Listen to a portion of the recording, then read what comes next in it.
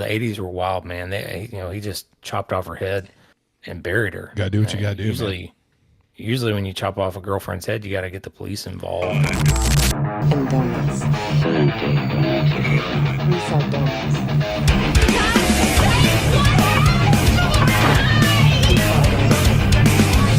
Hey, everybody. Welcome to Blood and Donuts. I am Tony. And I'm Chris. What's up, everybody? Thanks for joining and continuing to follow us along on our sequel September. We are doing classic horror movie sequels this month, so thanks for joining, and we hope you're having a great time. That's right. Only sequels in September. I like that. It's been fun. The Blood and Donuts podcast, we will start by sharing an overview, facts, and our first impressions. Then both of us will give our donut rating before we go into a scene-by-scene discussion full of spoilers. But don't worry, we'll let you know before we do that. Chris, tell them how that donut rating works. So the famous donut rating works is we rate our movies on a 1 through 13 donut scale, and 1 through 4 is terrible. We won't recommend that to you. 5 through 8 is like a mid-range. It's worth the rent, maybe if you have time. It's not terrible, but it's not great. A 9 through 12 is great. You'll definitely want to check one of those out. And Tony, 13's our Baker's Dozen tier. That's pretty rare, but it would be a masterpiece of a horror film and maybe in the discussion of best of all time. This week, I picked the movie, so I will go first when we rate, and we are both in the dark on each other's opinions, even though we've seen this movie together probably like 10 times. Yes, we have. Evil Dead 2, also known by Evil Dead, Dead by Dawn. 1987 American comedy horror film directed by Sam Raimi himself. He co-wrote it with Scott Spiegel. It stars Bruce Campbell as Ash Williams, who vacations with his girlfriend to a remote cabin in the woods. He discovers an audio tape of recitations from a book of ancient text, and when the recording is played, it unleashes a number of demons which possess and torment him.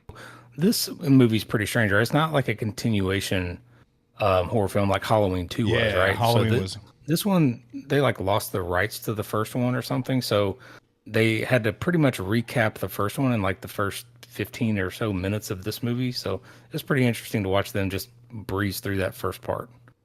Yes. For those of you just joining us, I want to get to that. Those of you just joining us, Chris and I, we kind of built our friendship on like spending the night. We would go to the local rental store and we would rent movies. Evil Dead was special for us, Chris, wasn't it? It was. Oh yeah. It was like one of those movies. I feel like we rented it, because we would pick it based on like the art, and we're like, what is this? Evil Dead, and we brought it home. This was the first one, and we laughed. The gore was so ridiculous and crazy. The blood and Ash and that first one, it was magical, and And then it kind of ends with this wonderful shot of the camera just rushing through that small cabin, and it attacks Ash. He's like, ha, and then it goes to the credits and that cool, like, old ragtime music. And so I think we told our parents, or we told, like, I don't know whose house we were at, but we were like, we got to go back to the store because we have to go get Evil Dead 2. Well, yeah, we saw the second one right beside it. We got to go pick it up. Let's go get it. Yes, and I think we were confused, and I think we were a little sad that it didn't do it. It wasn't a continuation. Yeah. It was like it was kind of like we expected it, but it was confusing. Yeah, because it's like right when the movie opens, you have Ash just rolling right through a tunnel with just one lady, and I'm like, where'd she come from? Is he leaving the cabin or what's going on? So yeah, it was a bit confusing for us, but it's still a standalone. It's a pretty fun, iconic movie. That's what I'm saying. Like some sequels, they can't stand on their own. You know what I mean? They need that first one to kind of lean into, but this one they made it as though it can stand alone. Obviously, Bruce Campbell, Sam Raimi, they wanted the rights to that first one. New Line, I think it was New Line Cinema that owned it at the time. They were like, "No, you can't." That sounds right. He said he was like, "Yeah, it's the craziest thing ever that you can't use the rights. You can't have the rights to your own movie." So if you want to, just if the first part bothers you too bad, just splice together where the evil was coming through the cabin, hit him, and then Evil Dead 2, he's flying through the air, and like that Sam Raimi shot where he's like, he Yeah. hits a tree and falls into the puddle, you know.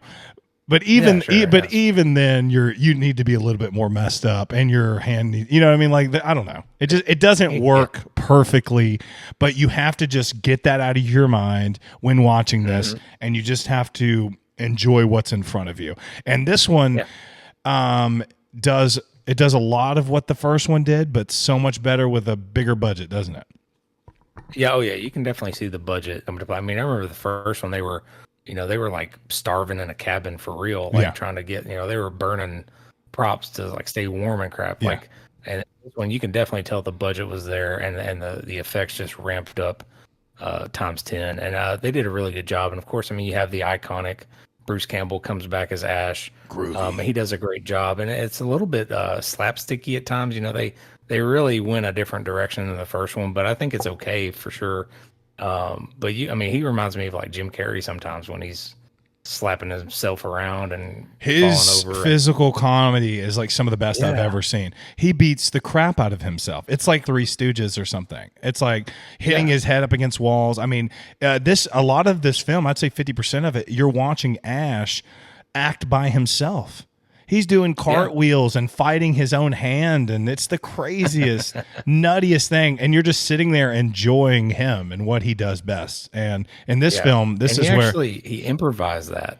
He improvised the scene where he fights himself, and Sam Raimi loved it, and he used it in the first take, and that was it. Freaking gold. It's amazing. Like, and he chooses to just beat the crap out of himself. You know, I mean, that's nuts.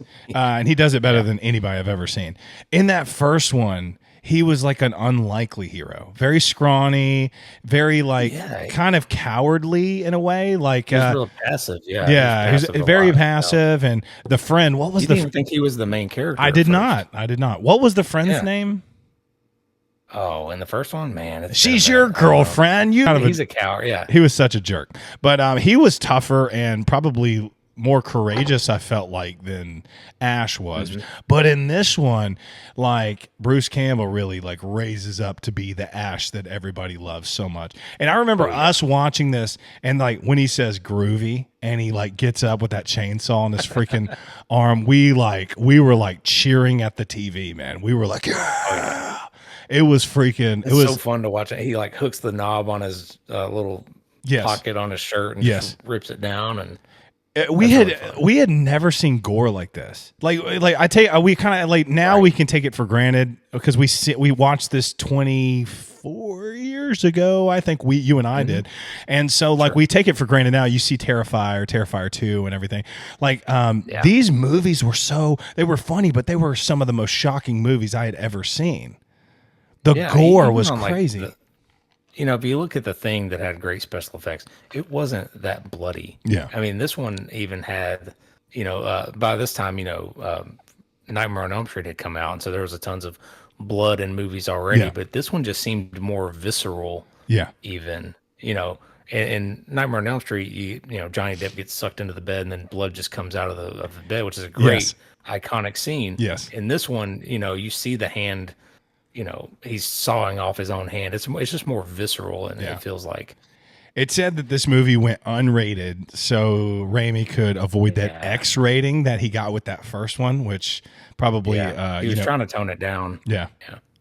One of the coolest things on that first one, I keep going back to the first one, is on the credits, there at the bottom, we saw, we're Tennesseans. So the fact that Evil Dead 1 was filmed in Tennessee was so cool. This one, though, was not. This one was filmed in Wadesboro, North Carolina, in an abandoned school that was converted to a movie set. Yeah, that's pretty nice, man. And I think it was like 3 hours away from the original set. Yes. So they couldn't like go back and use anything or whatever. Yeah. Sam didn't want to, so yeah. So they received a little bit of funding from a guy. And so Sam Raimi had this huge idea. He was like, I want to do the Deadites, but in the medieval ages. And like he had this whole like basically Army of Darkness, which to think about the third one. But the guy was like, I'm giving you this money. I need you to keep it pretty much like the first one. So that's why Yeah, you're keep seeing it kind together. yeah, keep it. I want that cabin. You're going to want that cabin. The moose, or no, is it a moose or is it a deer? Like puppet coming along. It's like a deer, a It's stag. so Yeah. cool. It is so freaking cool. Yeah. And like all the objects in the house just come alive. It's really fun. Oh, it's so great. You love Army of Darkness. That's one of your favorites, isn't it? Well, luckily we're talking about Evil Dead 2 and not my affinity for Army of Darkness. No. This what we got. Well, Army this of one like Darkness sets just it really up. ramps up the claymation. Yeah, yeah. Yeah, you get some claymation in this one too, but How about the his girlfriend Linda dancing out in the freaking that one didn't age too well, did it? But it's still hilarious. not that one, but honestly, I thought they did an okay job with the head by itself. Sitting in Oh his my lap gosh. and stuff like that. Like, How about it looked great. How about Linda's head, the deadite white eyes, and the wind's like blowing in her hair when she comes out? I love that. But her like, I still wouldn't want them to change. I love her dancing out and doing the whimsical thing. I don't want. That's the reason I watch Evil Dead is for crap like that. So And it just doesn't have that eerie effect that the first one had for me. Like, we're gonna get you still gives me chills when I think about it today. we're It's gonna such get you. it's just really creepy. You don't get that with this one, but you still get the fun animations and stuff like that, and trees, more trees. You do get some more trees. Not as graphic as the first one. The first one was a little bit more. As teenagers, we were like, oh, the tree really did that. Yeah. yeah. That was No before. tree rape in this one. Yeah, there's no tree rape. But this one, like you said, it's not as raw. And it's not like in the first one, I really felt like there was no way out. And I feel like they were in this town and there was like dust on I just seemed like it was different. They're more isolated, more alone.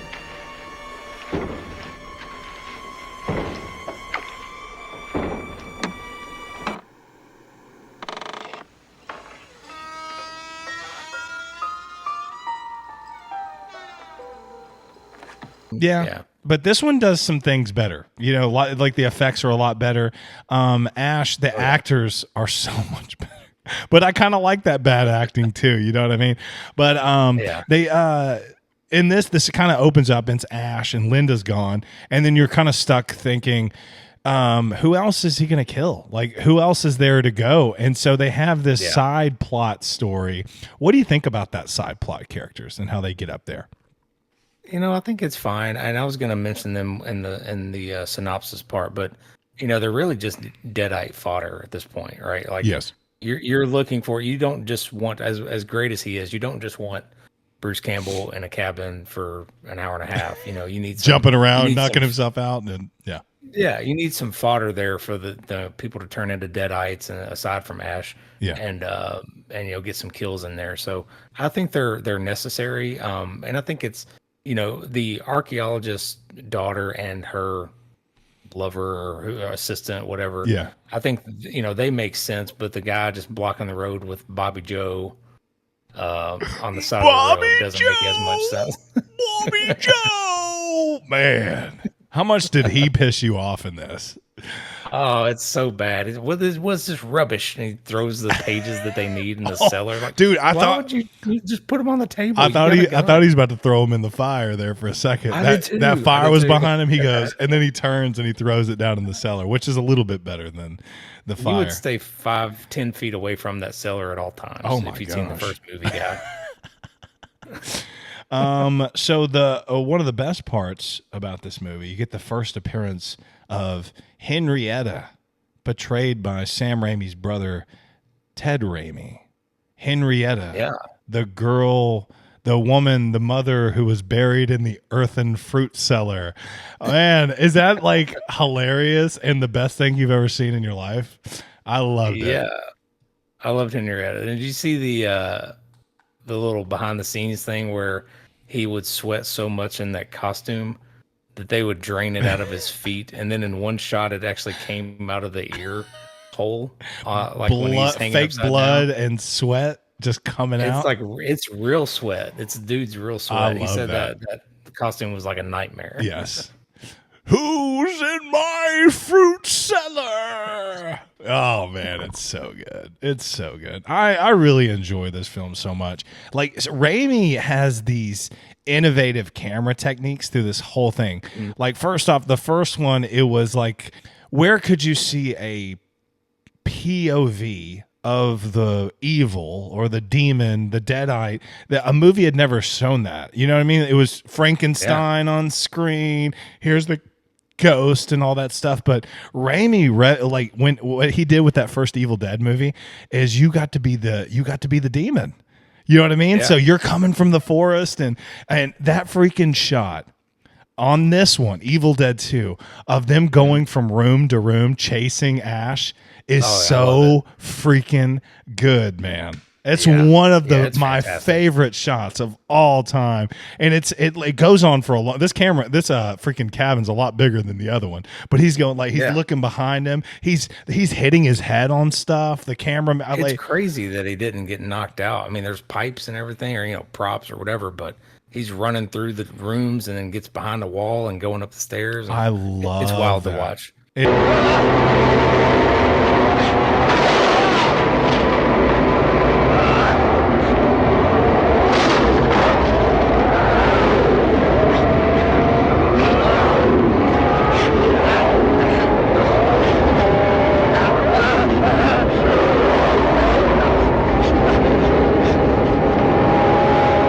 It is so wild. And the camera's like knocking down doors and stuff. They do a really good job. Sam Raimi would be like, I feel like he's going to grow up and do some big things. You know what I mean? Like he would, like Spider-Man or something like that, Yeah, you think you draw that connection from like Evil Dead, horror icon, gory to Spider-Man. Yeah, for sure. I love that. So he this still puts that Delta 88 Oldsmobile in his movies too. Got to have it. Did you drive? Didn't you have a Delta 88? I had an 88 Oldsmobile, but it was like a big body one. It was like had the bench seats in the front and stuff like that. That thing was so it wasn't freaking the same awesome. model as Ash's. That was so. Where did you get that? Was that a grant? No, that was that was your stepdad's. Yeah, stepdad's dad's car. That freaking. So I got it. Why did you get rid of that for a Cavalier? What were you thinking, man? That was the best car. I was young and dumb, man. It's one of those things.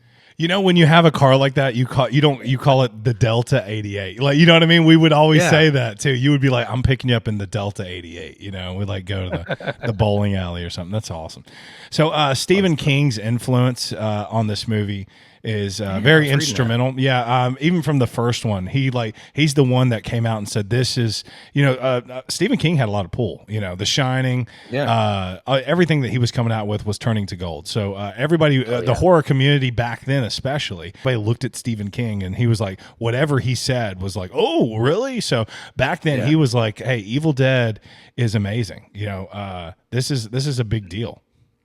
Yeah. And his company helped fund the film, right? Absolutely. Laurentis Entertainment Group. Yep. Yeah, he helped them finance it so they could make it. So he was really appreciative of Stephen King. And did you see? There's still a bunch of fun little Easter eggs in this one too. Like in the shed when he goes to get the chainsaw, you see the Freddy claw up on the door. I saw that. And That's then awesome. in one of the later Nightmare on Elm Streets, they're watching Evil Dead. Yeah. So it's like in the first one. In the first one, they they were watching Evil Dead. We mentioned that in our podcast. I thought that was so cool.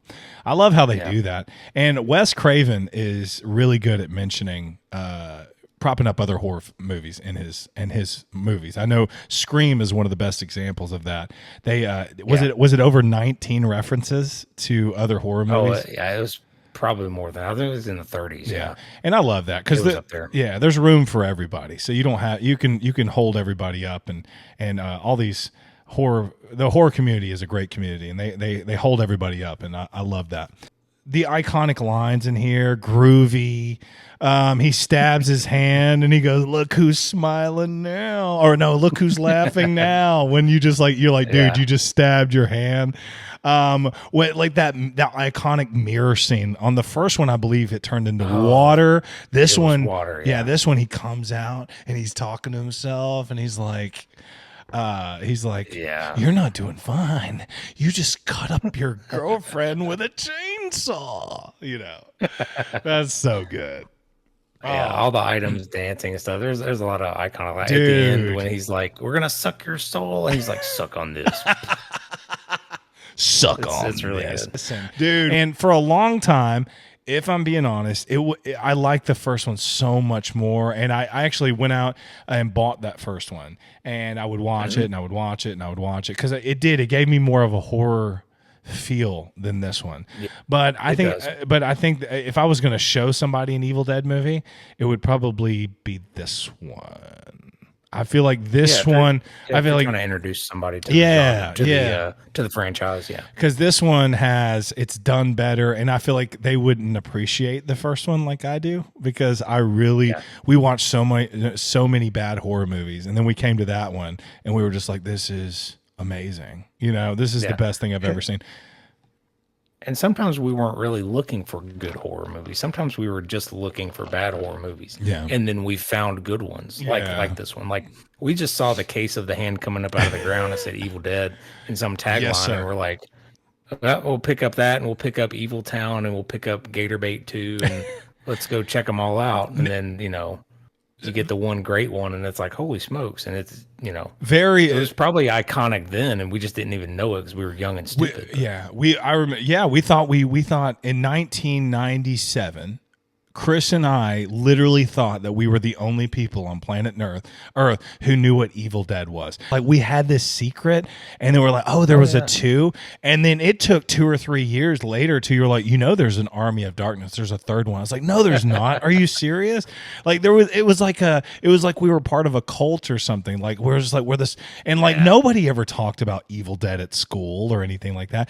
Now it's freaking everywhere. I remember when I went to the mall back in the day in the 90s and I saw the poster of Evil Dead and I was like, what? There's a poster? Other people know about this? Other people know about this? But now they came out with a show. They've come out with multiple like a remake and all that stuff. Yeah. So like we did one earlier on our podcast, so go check that out. That's one of my favorite remakes too. Wait, is this our third? Is this our third podcast on the Evil Dead franchise? Because we've got that little bonus nugget there that wasn't on YouTube. Yeah, it's on Spotify though. It is on Spotify. We've done Evil Dead. Yeah, we've done 3 of them. This is our third. That's awesome. Yeah. That's cool. Yeah, if I was a podcast listener, I would probably go and listen to all 3 just to see what we rated all 3 of them. Yeah. After this, and what donut rating, and then I would make fun of the podcasters for what they gave. As far as like a score, and I would be like, how dare you rate Evil Dead that low, you bastards, like that. Yeah, and I would definitely put it in the comments section of YouTube. Please do. Not that pumps up the views or anything. Yeah. Please do. We're just saying. My last fact is this movie wasn't a huge box office success. It made about $5 or $6 million in theaters. But it cost $3 million, so didn't make a lot of money. The first one cost like $300,000, so they did it a little bit cheaper, and they made it in Tennessee too. I'm a Tennessean, so I'm proud of that. What else do you got on this movie? We could be here all day and just like talking about all the facts and everything that goes with this movie. There's so much lore and that, but I can just go into my rating if you want to go ahead and we can get into the synopsis. Dude, let's hear it. All right. So actors in this one, I'm going to start off. We didn't really touch on it, but Bruce Campbell, of course, is a horror icon. He nails his role as always in the slapstick horror. He reminds me of Jim Carrey in some parts. And I think that Sarah Berry did a great job as Annie Noby, the archaeologist.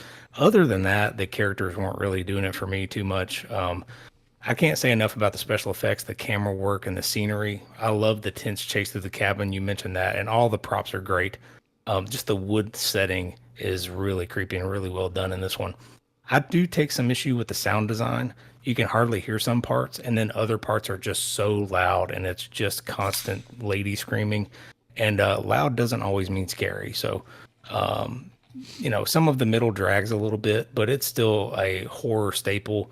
It's even Bruce Campbell's favorite trilogy. This is a must-watch for any horror fan, even though every horror fan has probably already seen it. I'm going to give this, Tony, an 11 out of 13 donuts. I think it's a great must-see. It's a great kind of sequel to the first one. I do like the first one a little better, but this is still a great, iconic horror movie that if you haven't seen it, you need to go see it. I agree. That was a great score. This movie set me up on a road for a love of horror movies. Along with the first one, this one gave me the love of gore, and not only that, but just like filmmaking and the way these shots are taken and the beauty. Like when I watch an Evil Dead movie, I'm not just watching, oh, let's see this deadite come in here and kill this person. I was really watching. I'm like, man, look how the angle that Sam Raimi got this shot from. Look how Bruce Campbell is putting his body at risk for this. Look at how, I wonder how they got that blood to ooze out of there like this. So this really made me ask those questions, which I believe if there wasn't an Evil Dead, there probably wouldn't be a Blood and Donuts podcast. So if you would have asked me when I was a teenager what my favorite horror movie was, I probably would have said Evil Dead. Again, but Evil Dead 2 was it was good and we loved it. And I loved the iconic lines. It was one of the funniest quotable movies that from my childhood, and I remember the lines were blurred from which lines came from what movie, and then what kills came from what movie. So a lot of what happens with this sequel is I would forget what movie was what when I would talk about it. So because they are so similar in a lot of ways, a lot of that lore would get mixed together. I'm with Chris. Yeah. I believe the first one is, I wouldn't say better because this one has a bigger budget. It's probably shot better. A lot of those special effects are better, but the first one is the first one I've ever seen. It's the first one I fell in love with. I had a lot of shock value and stuff like that. And then I watched this one right after, and I loved it too. This is a great movie. It's one of the best in the Evil Dead franchise, and I have not seen an Evil Dead movie from the franchise that I hated. I think they're all good, which is not the case with all horror franchises because some make some real turds. But so far, this franchise is doing a really good job. I'm with Chris on this one. I give this 11 out of 13. It is a staple in every horror fan's little repertoire. You should know this movie. You should study this movie. You should love this movie and this franchise and what Sam Raimi has done for horror films and what Bruce Campbell has done for leading men in horror films and deadites. And it's like you got slashers. What is Evil Dead? It's like in a category on its own. You know what I mean? Like I don't even. Yeah, it's because the first one's not really that funny. I mean, you could view it as funny, but yeah, it's just kind of it's just Evil Dead. Mess. It's just Evil Dead. You're just like, point. There's slashers. There's paranormal, there's sci-fi. There's like a psychotic thriller over here or something like that. Found footage. Yeah, found footage. And then you have Evil Dead movies. Yeah. It's like a category on its own, man. Oh my God. Point. So what's cool is we're about to go scene by scene and kind of discuss this and talk about our favorite parts of this. If you haven't seen it, we've already spoiled some of it already, but this is Evil Dead. So if you've seen the first one, you've seen this one. If you've seen the third one, the remake, you've seen this one basically because the storyline is not what's important. It's what's in there. It's the meat and taters of this. Let's go ahead and spoil this thing, Chris. Yeah, let's spoil this thing, Tony.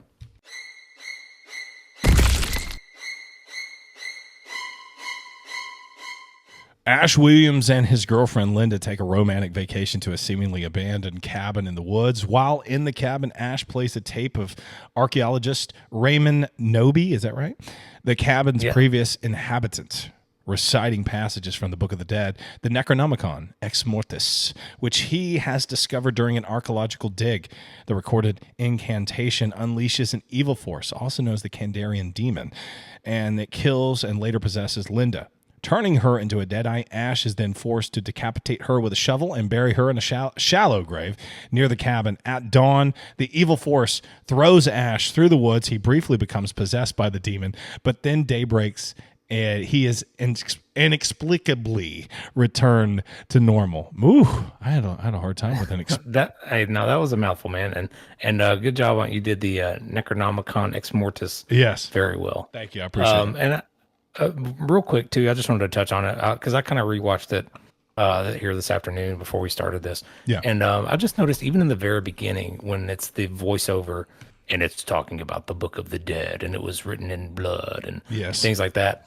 you're looking at like a really cool graphic of like a book and pages being flipped over and like being scrolled on. It's really well done for the It time. I mean, really this is is. like 87. It looks really cool. It's Yeah. like a claymation of a book, but then it's also got like very detailed graphics in it. I think that's a great the little start to the film. It does a really good job. It does And a then really good job. yeah, and then you have, the playing of the tape and if only he had just gotten the champagne and went back to Linda, we wouldn't have an Evil Dead movie. Right? That's the truth. And everything that I just read happens in about 6-7 minutes, right? So they run through Yeah, this about 10, pretty, yeah. yeah, they run through this pretty quickly. Whereas if you watch the first one, it took a long time, So they didn't just bore you with how we got here. They tried to make this and make it, and I think they did a good job of making it pretty quick. So if you watch It's really fast paced in the beginning for sure. and I read somewhere they couldn't get Linda because the actress that played Linda in the first one, because she was pregnant at the time, so they had to get a Yeah. different actress. Yeah, I read that. And yeah, I think she did a good enough job as Linda too. And boy, the '80s were wild, man. He just chopped off her head and buried her. Gotta do what you gotta do, man. Usually when you chop off a girlfriend's head, you got to get the police involved and all that kind of stuff. But he just threw her under some rocks. Well, yeah, that first one he does the same thing. He chops her head off with a shovel, buries her, and they even have that little The locket. the locket. No, it's a magnifying glass. It's the ugliest trinket you could ever give anybody. If I gave that to my wife, she would be like, "What are you thinking?" It's like somebody's great great grandma's trinket or something. It's a magnifying glass. But in the first one, she's like, "Ash, it's beautiful." Like he just gave her the It's like the freaking ugliest trinket. Oh yeah, like he just gave her the biggest, fattest diamond ever. The Necronomicon looks great in this. There is a scene where it shows the archaeologist in the cave. I hate that. I hate it so much. It's You like also hate the plane landing and the I archaeologist. I getting off. hate it. There's like him and like 3 other people, and the book is just like laying on a table in a cave. I hate it. I would much rather just have the playing of the tape and hearing the archaeologist's voice. You know what I mean? Yeah. And just saying, Oh, yeah. oh, that's so much more creepy, and like find it down and like now she's turning evil. It shows them like running down a hallway and like almost burning it with a torch and stuff. Yeah. They're all excited. Not a It is fan. kinda goofy. Not a fan of it. Anyway, just wanted to go ahead and get that out there. He attempts man. to okay, I'm sorry. So you got Ash, it kind of shows that last scene where the evil's coming through the cabin, but then it hits him up in the air and he's flying through the air in this really cool shot. That's a crazy scene. Yeah. Yeah, I love that. But he hits a tree. It's not the first or the last time he'll hit a tree either. And he lands in the water. And he comes up as a deadite. So explain to me, was Ash a deadite? He becomes a deadite a couple different times in this. He's able to ward it off in some type of way, or in this one, the sun gets rid of it because it's dawn, right? But not always, because sometimes he turns into it when the sun was out. I thought it makes it think that like when it's dark that it possesses him, but that wasn't always the case, because like right after he returns to normal and he's trying to look for a way out of here, or he goes to the bridge and then he looks up and like the sun is quickly going down, but then he doesn't turn into a deadite again right away. So it's really not really explained or anything, and not all horror needs explanation, Tony, as you've said before.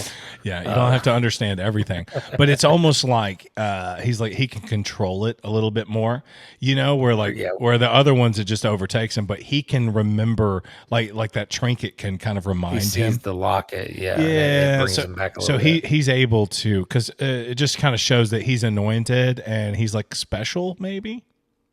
Yeah, maybe. Later in these scenes, you get to see that he's in the prophecies as well from 1300. He's the man from the sky. Oh yeah. He attempts to flee the area, but he finds that the bridge to the cabin has been destroyed. The spirit chases him back to the cabin, where Linda is revived. Her revived head attacks him and bites his hand.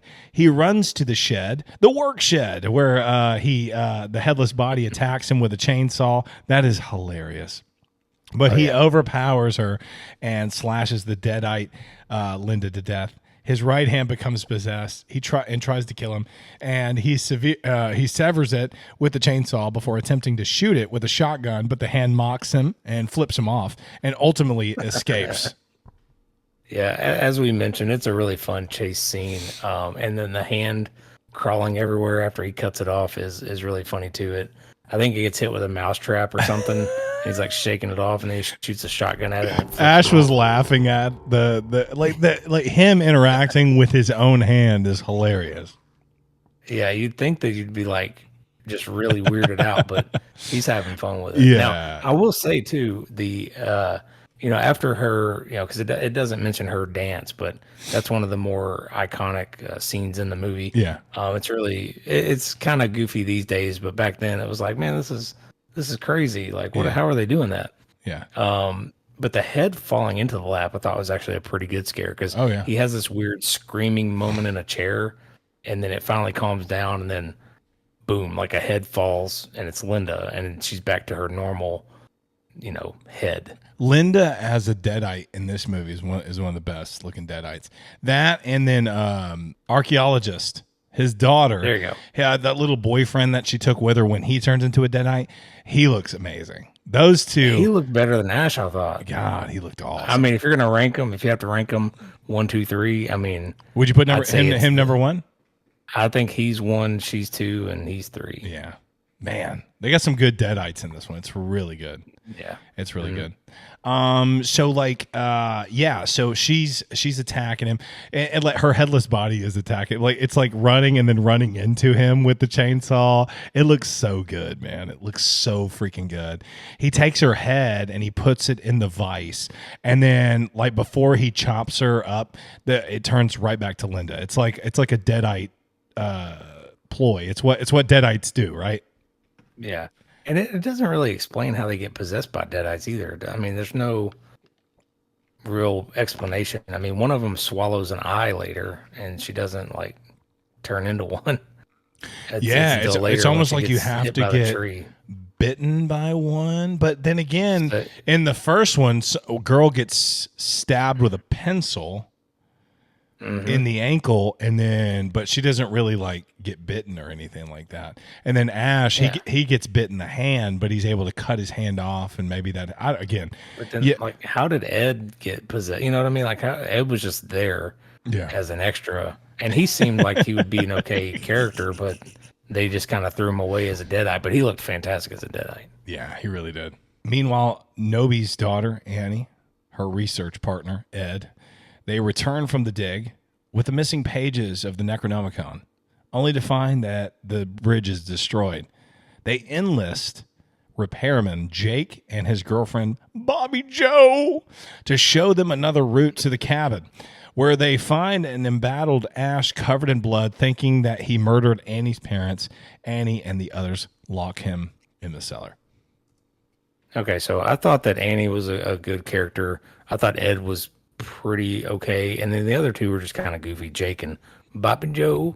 But what did you think of this deadite fodder? It had to happen again because you couldn't just have Ash up at the cabin, and I agree that you couldn't just rehash the old movie. You know what I mean? You couldn't just have four friends up at the cabin, all this stuff. So I think it was probably the best thing that they could have done, I guess. I don't think they could have done anything. Needed, to get those two up there and then have a couple of rednecks show them the way up there. You know, that you ain't rednecks getting away later. Yeah, you ain't gonna get burned tonight. The bridge is out. And then for $100, and she's like, she goes, if you carry my bags, for me, I'll pay you $100. And then it cuts to a scene where he's like, damn, I thought it was just a couple small bags. It was like this big trunk that he was having to haul for back seat. He looked in the back seat, and it was just like two small bags. Deal. He goes, deal. And then she's like, got a trunk in the back. Yeah, it was pretty good. That was good stuff. He loves him some Bobby Joe though. He's got himself a cute little wife, and what was she even doing out there? Was she helping him fix the bridge? I mean, I have no idea. How were they there? I mean, he's a repairman for the bridge. That's going to take more than old Jake to fix that sucker. That's so crazy.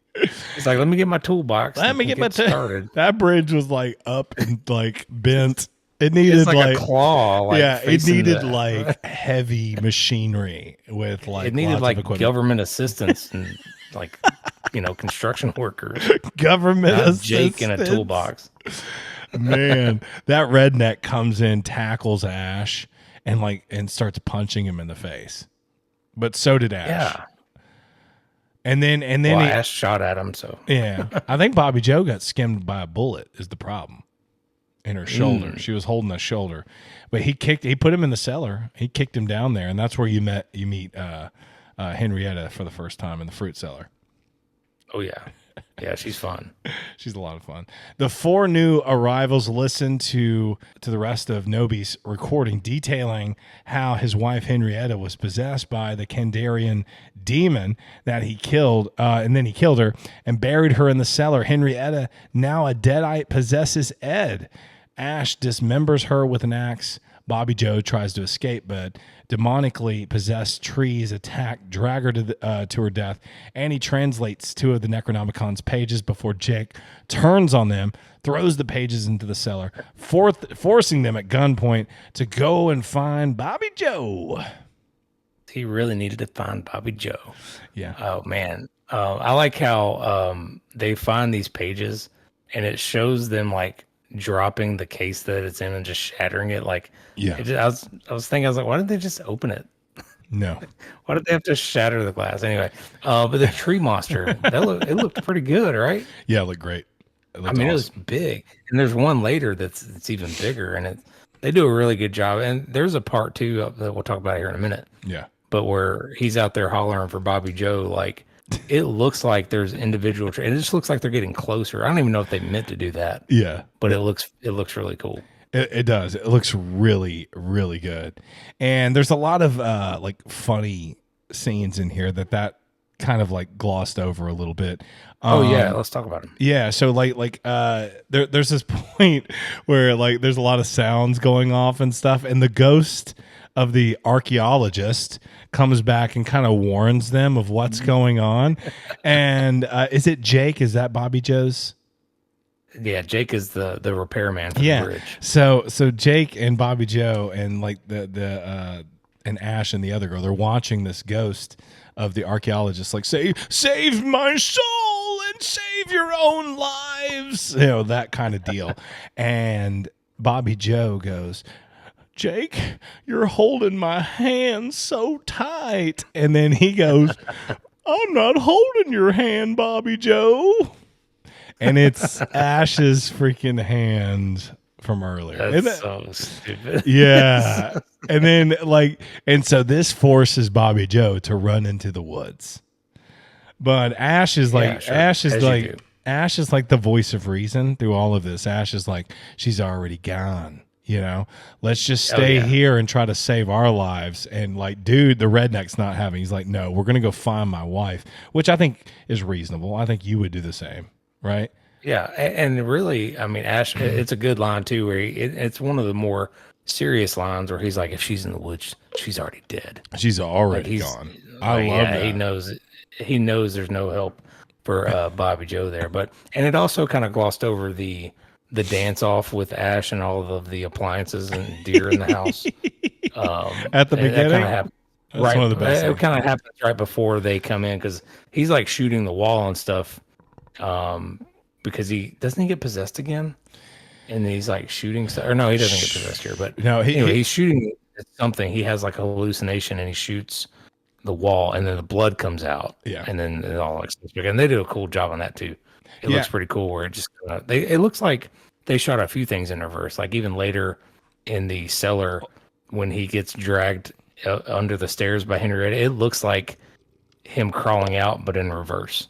Yeah, I don't know if you've noticed that. Oh, they do that with a lot of things. Like there's a lot of fog or smoke coming out, and then they'll rewind that back where the smoke is like receding. Yeah, it looks cool. Yeah, a lot of that looks really cool. Jake is just like, he gets a shotgun and he points it at Ash and Annie. He's like, no, we're going to go find Bobby Joe. And he's like, I'm not going by myself. He's kind of scared. He's like a coward. He's like shaking, you know?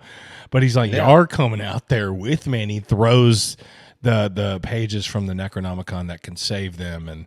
And he's kind of beating the shit out of Ash on the way down the trail. He really is, yeah. Yeah, he sure is. Which in a horror movie, if you watch enough horror, you'll realize that a trick that a director will do is it's the justified kill. It's you got to make the fan turn into an evil person and go, that person needs to die. You know what I mean? So you don't know that you're doing it. Sometimes I'll say it out loud to Chris when it's happening, you know, because it's one of those cool tricks that horror directors do. They go, let's make this person so unbearable that the audience wants them to die. So we're going to applaud when they die. Yeah, exactly. So Ash becomes possessed once again and attacks Jake. And of course you're like, yes. Annie retreats to the cabin and accidentally stabs Jake, and you're like, yes, mistaking him for the possessed Ash. And then Henrietta drags him down to the cellar and kills him, which you're like, yes. So everybody got a piece of Jake, which you really wanted that to happen. Dead-eyed Ash tries to kill Annie, but then returns to his normal self upon seeing Linda's necklace. It's also really funny when after she stabs him and she's trying to shut the door to prevent Ash from coming in, and she's just like closing the door on him. Yeah, on Jake. And then he's like grunting. He's like, oh, oh. And then she like drags him and then still trying to slam, and then she's like slamming his ankles. So he's like getting tortured by this I love it. I love it. And it's like she does pull him like quite some distance though, which I'm proud of her. Yeah, I don't even know if I could lift Jake, man. I would have to do myself. I would back him up just enough to get that door shut, and then I'd be done. But she kept going, so all power to her. Yeah. So Ash, like it'd be my luck. I'd pull him up and like pull my back, and then I'm like, I'm dead. Like I'm not going anywhere. How about Ash as a Deadeye, just still looking sexy, dude? Just looking just like hair looks good, just like wide eyes. Yeah. I'm just like, this dude. I feel like he was in the makeup chair. He's like, no, we gotta turn it down a little bit. Spice me up a little bit. Sexy. Spice me up, baby. Groovy. Yeah. Kiss me, baby. What does he say in like that an Army of Darkness? No, I just know you want a little? Do you want a little? He's like pointing the boomstick at like everybody. This is a boomstick. Oh my gosh. There at the end, that flying demon at the end is so hilarious. Oh, man. It looks like Army of Darkness. I mean, they went full on claymation with that sucker. So good. It still look good. Oh yeah. With Annie's help, Ash modifies the chainsaw, attaches it to the stump of his right arm, cuts the shotgun barrel, sawed-off shotgun. After finding the missing pages of the Necronomicon in the cellar, Ash kills Henrietta. The trees outside begin to destroy the cabin. Annie reveals that she has only read the first half of the incantation. She attempts to finish the second half. As she reads it, Ash's severed hand uses a Kandarian dagger to stab her in the back. That Ash's hand, he should have taken care of that a long time ago, dude. Yeah, I feel like he should have, about an hour ago movie time. She manages to complete the incantation before succumbing to her wound. The incantation opens up a whirling temporal vortex, which not only draws in the demon, but it also draws in Ash and his Oldsmobile Delta 88. Oh yeah, it gets sat down. It gets sat down pretty hard though. I feel like Ash picked up more chicks in his Delta 88 Oldsmobile than I did in mine. But yes. Either way, what'd you think of the old spinning vortex super CGI? Was that CGI? That was definitely. Was there CGI available? A little bit, man, just a little bit. It looked good. It was fun. It was something. It was great. What was that big zit monster coming in the door? What was that all about? Which one? That the tree? Yeah, there's like a big monster coming in the door, the big round monster that he stabbed in the eyeball. Yeah, that was like a tree or That thing trunk. was It looked like, nuts, man. That looked and it like had like the souls. It had the other people that had oh already yeah, consumed oh yeah. on him, popping out like, "We won. We're gonna get you." It's so And then he's like, "Oh fun. yeah, I got a chainsaw in my hand," and like uses it in the eye. Oh my gosh. Is that what it was? A chainsaw in the eye? I couldn't remember. I thought he put It the was, yeah, yeah. it was a chainsaw in the eye. One of my favorite parts in the Evil Dead movie, and I'm going backwards though, is when that first guy gets turned into a deadite. His name was Ed, correct? And he floats up in the air about 2 feet, and he kind of like declares what we are and what we're gonna do. Were and shall be again. Snatch of the book. We want what is yours. Life. It's my favorite part Yeah. of an Evil Dead movie. I love that. Yeah, because We are the lost souls from here. We were each, and we're not going to stop until I just love like a good declaration from a deadite. You know what I mean? Yeah. Is that weird, or like am I the only one? No, of that's that? funny, and I feel like even if like some of the protagonists like had questions for it, like it would answer because it likes to talk. Yeah, It'd it's be like, "So what do you mean by this?" And he'd be like, "Well, actually, this means yes. this." Oh yeah. So Ash obviously destroys the evil because he is the hero. He's like a comic book character or something, That's another thing. Like it's almost like the reason that this can work, Evil Dead 2, without like being cohesive completely with the first one is because a lot of comic books do that too, Yeah, yeah, and this is probably one of the only sequels that we're doing this month that is this kind of like standalone, not a continuation type, or doesn't really take anything from the first one because it can't due to copyright stuff. Yeah. But Yeah, you can watch this one and never see the first one and still be like, that's one of my favorite horror movies, yeah, you could watch it as a standalone and not have to worry about the first one, even though the first one's a little bit better in our opinion. Whereas I feel like with Halloween 2, a lot of people would say that that's their favorite Halloween though. But to me, I don't know because I've always watched them together. I don't know. I feel like you need one to get to two, Yeah. But yeah, I agree. yeah, Ash and his This is a weird animal. Ash and his Oldsmobile land in the Middle Ages. A group of knights confront him, and they initially mistake him for a deadite, but they're quickly distracted when a real harpy-like, is it harpy? Yeah, harpy-like deadite appears.